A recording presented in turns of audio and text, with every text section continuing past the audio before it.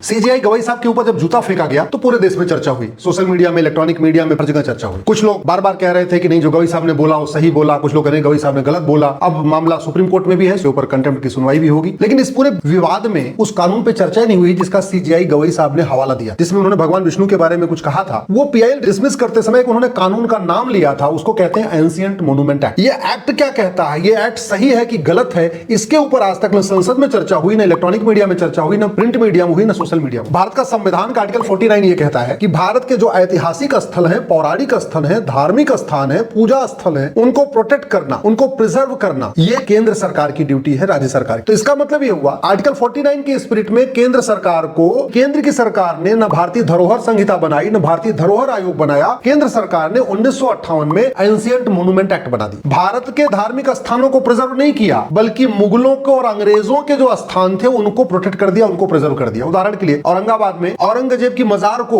Ancient monument declare कर दिया। इसी तरीके से काशी, मथुरा, भद्रकाली, भोजशाला में एक बाकायदा सर्वे करा के उसको रिस्टोर करके प्रिजर्व करने की बजाय जो स्थिति थी उसी को ही एंशिएंट मोन्यूमेंट डिक्लेयर कर दिया। तो वही हुआ था खजुराहो वाले केस में, जब गवई साहब ने बोला था कि वो जो स्थान है वो एंशिएंट मोन्यूमेंट एक्ट से प्रोटेक्टेड है, इसलिए हम कुछ नहीं कर सकते क्योंकि कानून ने उसको प्रोटेक्ट किया। तरीका यह था, मूर्ति तोड़ी गई थी भगवान विष्णु की, सरकार की ड्यूटी थी उस मूर्ति को रिस्टोर करते, मूर्ति को पुनः स्थापित करते और फिर एंशिएंट मोन्यूमेंट एक्ट डिक्लेयर करते।